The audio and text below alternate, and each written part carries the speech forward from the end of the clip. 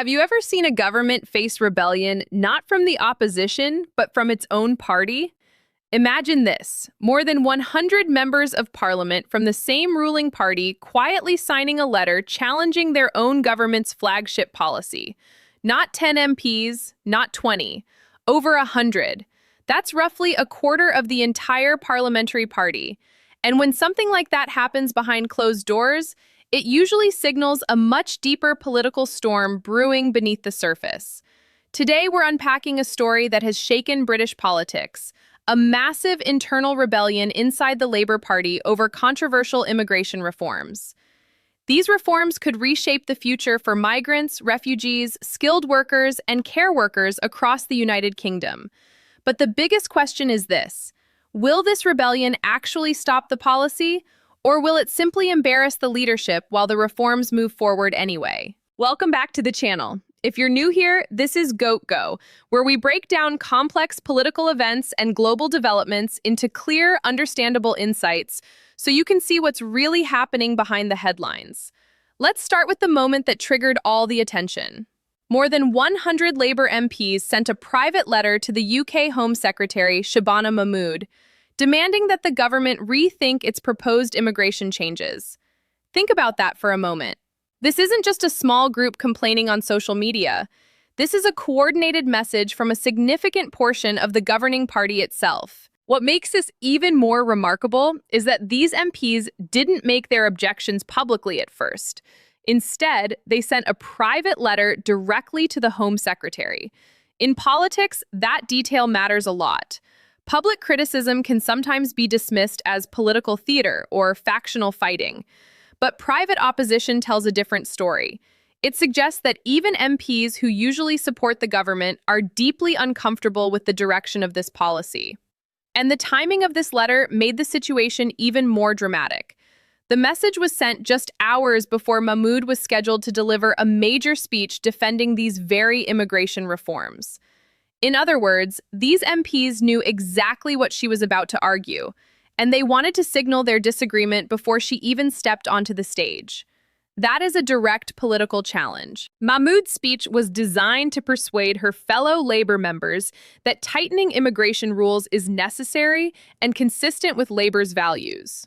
One of her central arguments was that restoring order and control at Britain's borders is not a betrayal of Labour principles, but rather an expression of them. It's a powerful political framing. The message she's trying to send is simple. Controlling immigration doesn't contradict progressive values. It protects them. But clearly, a large number of MPs are not convinced. To understand why this rebellion is such a big deal, we need to compare it with what happened earlier. Just a month before this letter, around 30 Labour MPs had publicly criticized the government's immigration proposals, calling them deeply unfair. However, most of those critics came from the left wing of the party, a faction that often challenges tougher immigration policies. That kind of opposition was expected. This time, the story is very different. The new letter gathered signatures not only from the usual critics, but also from centrist MPs who typically support the party leadership. These are lawmakers who normally vote with the government and avoid public disagreements. When politicians like that start raising concerns behind the scenes, it signals that something significant is happening. And the numbers are striking. Over 100 MPs represent roughly a quarter of the entire parliamentary Labour Party. While the government still holds a comfortable majority in Parliament, internal resistance on this scale creates serious political pressure. So what exactly in these immigration reforms has sparked such strong reactions?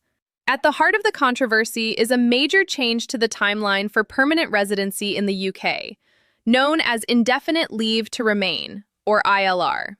Currently, most migrants who work legally in the country can apply for permanent settlement after 5 years. Under the new proposals, that standard waiting period would double to 10 years.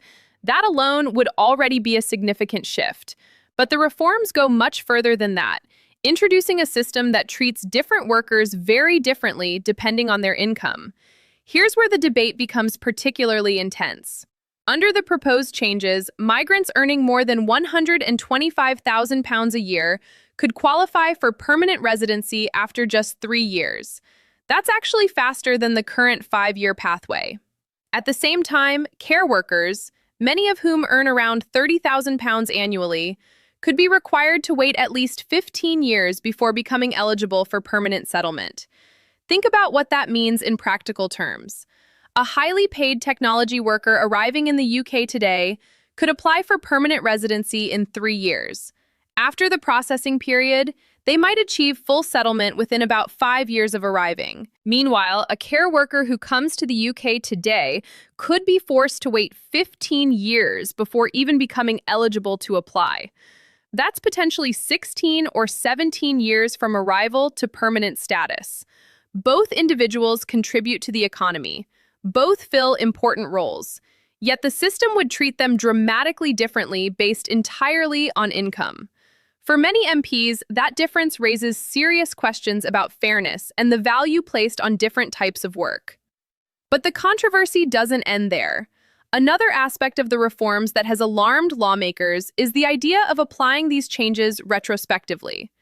In simple terms, that means the new rules would not only apply to future migrants, but also to people who are already living and working in the UK under the old system. To understand why this matters, consider what happened after the COVID-19 pandemic. The UK expanded its health and care visa program in 2022 to address major staffing shortages in hospitals and care homes. Thousands of care workers moved to the UK during that period, with the expectation that they could apply for permanent residency after 5 years. Some of those workers are now approaching that 5-year mark. Under the new proposals, however, their path to settlement could suddenly stretch from 5 years to 15 years. Imagine building your life around a promise, moving your family, enrolling your children in schools, planning your future, only to be told that the timeline has just been extended by a decade. For many MPs, that retrospective change feels deeply unfair. Beyond the impact on individual workers, critics argue that it could also damage Britain's ability to attract international talent in the future. If potential migrants believe the rules might change halfway through their journey, they may simply choose another country instead. There is another controversial piece of the reforms that concerns refugees. Under the proposed system, people granted asylum in the UK could face a 20-year wait before becoming eligible for permanent settlement. During that time, their status would be reviewed every 30 months. If the government determines that their home country has become safe again, they could be deported even after living in the UK for many years. This creates what critics describe as a permanent state of uncertainty. Refugees could spend decades building lives in Britain, working, raising families, integrating into communities, while knowing that a future review might still force them to leave. Many MPs argue that this approach would make genuine integration nearly impossible. So if the reforms are so controversial, why is the government pushing forward? To understand that, we need to look at the broader political context. Immigration has become one of the most sensitive political issues in the UK. After the pandemic, net migration surged to more than 900,000 people in a single year. The increase placed pressure on housing, public services, and infrastructure, fueling political debate and public concern. Although migration numbers have since fallen significantly, dropping to around 204,000, the political impact of immigration remains intense. Illegal crossings of the English Channel by small boats continue to dominate headlines and shape public perception. Opposition parties, particularly Reform UK, have built strong support by campaigning on tougher immigration policies. Their message has resonated with many voters who believe the system is out of control. For the Labour government, this creates a difficult balancing act. On one hand, they want to maintain their reputation as a party that supports fairness and migrant rights. On the other hand, they also need to show voters that they are serious about controlling borders. The immigration reforms are designed to send exactly that message: stricter rules, clearer controls, and a system that rewards economic contribution. Shabana Mahmood herself represents an interesting part of this story. Her parents immigrated to the UK from Pakistan, and she often references her family's background when discussing immigration policy. Her argument is that she is not opposing immigration itself, but advocating for a controlled and structured system that the public can trust. In her view, Failing to manage immigration effectively could push voters toward more extreme nationalist politics. However, many of the MPs who signed the letter disagree with that strategy. They believe that adopting policies perceived as unfair or discriminatory may actually strengthen the arguments of anti-immigration groups rather than weaken them. And that disagreement lies at the heart of this rebellion.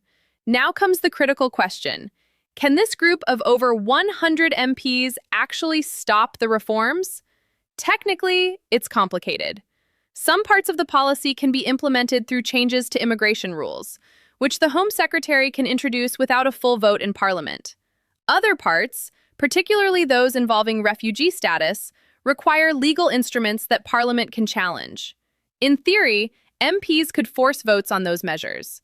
If large numbers of Labour MPs rebel publicly during those votes, it would create a major political embarrassment for Prime Minister Keir Starmer. However, embarrassment does not necessarily mean defeat. The Labour Party currently holds a very large majority in Parliament. Even if a quarter of Labour MPs rebel, the government may still have enough votes to pass the legislation, especially if opposition parties support or abstain. And that's exactly what could happen. Conservative politicians are unlikely to oppose stricter immigration measures, and Reform UK supports even tougher policies. In other words, the rebellion may damage the leadership's authority without actually stopping the reforms. And that is the brutal reality of parliamentary politics. So where does this leave us? What we're witnessing is one of the largest internal challenges to Labour leadership on a single policy issue. More than 100 MPs have signaled their concern, and the scale of that opposition cannot be ignored. Yet the government still appears determined to push forward. Whether this rebellion results in policy changes, compromises, or simply political embarrassment remains to be seen. But one thing is clear, the debate over immigration in the UK is far from over, and the decisions made in the coming months could shape the country's political landscape for years to come. If this breakdown helped you understand what's really happening behind this massive political story, make sure you support the channel. On GoUKGo, we dive deep into the issues that matter so you can see the full picture beyond the headlines. Let me know your thoughts in the comments. Do you think these reforms are necessary to control immigration? Or do they go too far and risk unfair treatment of workers and refugees? And most importantly, do you believe this rebellion from more than 100 MPs can actually force the government to change course? Don't forget to like the video, subscribe to GoUKGo, and share this discussion with anyone who wants a clearer understanding of the politics shaping the future of immigration policy. Because in the next video, we'll be breaking down the Home Secretary's full speech and analyzing whether the government offers concessions or doubles down on these controversial reforms. Until then, stay informed, stay curious, and I'll see you in the next one.